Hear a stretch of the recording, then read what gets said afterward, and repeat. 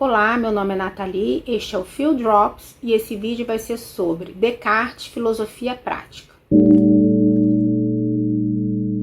Descartes é um filósofo que estava muito preocupado com o fundamento do conhecimento científico e também com algumas provas da existência de Deus, com alguma verdade fundamental que pudesse servir de pedra fundamental para a construção de um conhecimento tanto do sujeito como conhecimento do mundo. Então Descartes, ele opera uma verdadeira revolução no que diz respeito ao conhecimento, porque o ponto de partida passa a ser o sujeito, investigando sobre as condições de conhecimento e não exatamente sobre o mundo, ou sobre como o sujeito deve se comportar, ou sobre a ética. Então a filosofia prática em Descartes, ela não tem uma ênfase muito grande, tá? Aparece no discurso do método, uma parte do discurso do método é dedicada à filosofia prática, onde ele propõe algumas regras morais, e aí eu vou ler aqui para vocês algumas máximas que ele propõe. A primeira máxima é obedecer às leis e aos costumes do meu país, observando a religião.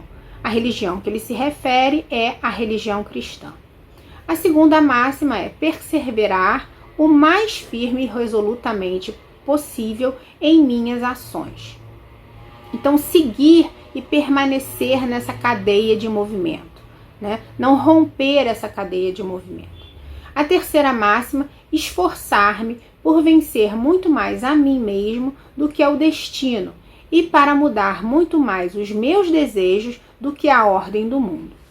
Então, lá nas meditações metafísicas, quando Descartes dá o exemplo da cera, e que ele vai dizer que eu não posso me precipitar em chamar algo de conhecimento, a minha vontade ela é talvez mais forte que o meu entendimento, e eu acabo me precipitando e dando adesão a ideias obscuras e confusas, ao invés de dar adesão a ideias claras e distintas, e por isso eu erro.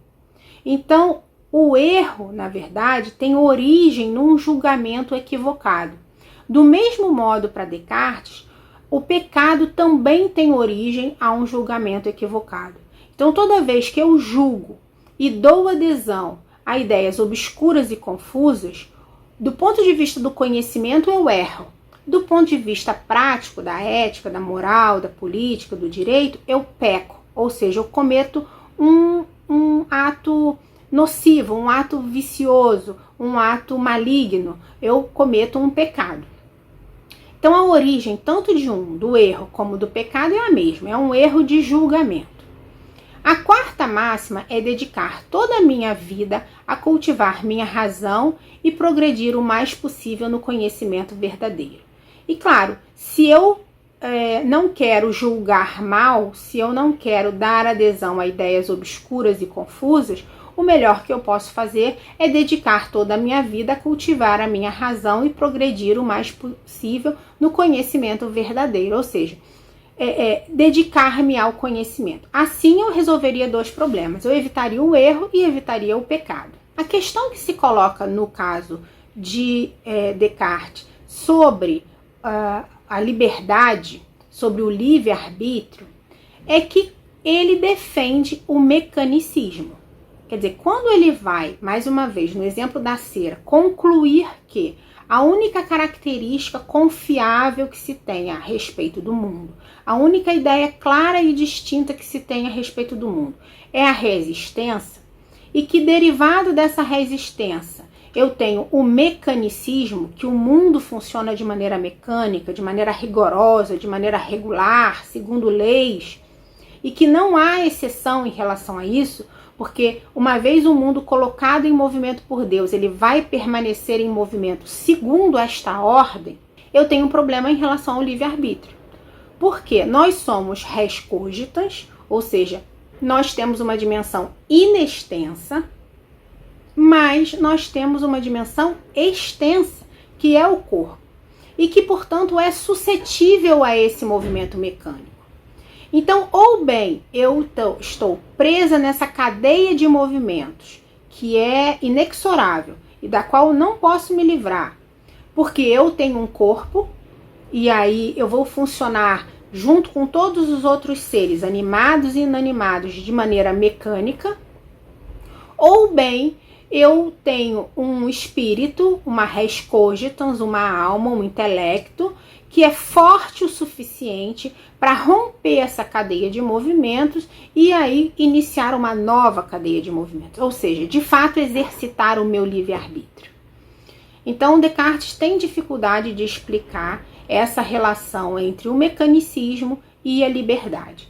É uma dificuldade que outros filósofos também, chamados de racionalistas, enfrentam.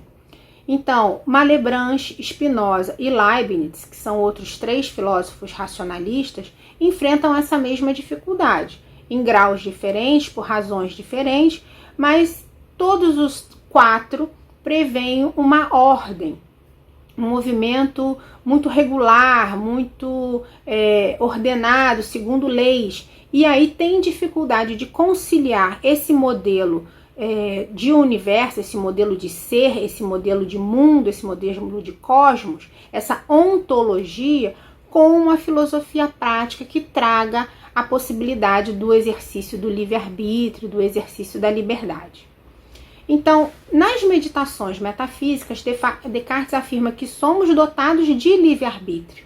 Como eu disse, quando eu dou adesão, faço um julgamento equivocado e dou adesão a uma ideia obscura e confusa, eu posso tanto errar como pecar. Mas fica essa dificuldade. Sendo res inextensa, res cogitans, será que eu posso me sobrepor a essa cadeia de movimentos e de fato romper essa cadeia de movimentos e exercitar a minha vontade, o meu julgamento de maneira livre? Ou será que eu estou presa nessa cadeia de movimento, nessa cadeia regular e rigorosa e ordenada do cosmos? Então, para Descartes, a liberdade da vontade só se realiza através da submissão à lógica da ordem que o intelecto é chamado a descobrir, ou seja, me harmonizando com esse movimento do cosmos, com esse conhecimento, e aí eu vou conseguir de fato ser livre. Quer dizer, somente quando o sujeito se dedica ao conhecimento é que de fato ele é livre. Então veja, se do ponto de vista epistemológico, essa premissa de Descartes, ela opera uma verdadeira revolução, porque ela coloca o sujeito como ponto de partida de todo o conhecimento, do ponto de vista da ética e da moral, ele acaba tendo uma proposta bastante conservadora. É uma moral provisória, mas é uma proposta também que tem as suas 4 máximas, que é coerente com o que ele vinha dizendo, mas acaba culminando num resultado bastante conservador. Então, somente sob o peso da verdade, o homem pode se considerar livre, no sentido de que obedece a si mesmo e não a forças exteriores. Isso segundo Descartes.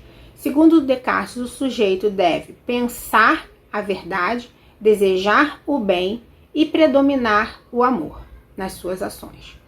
Então, assim, ele seria verdadeiramente livre.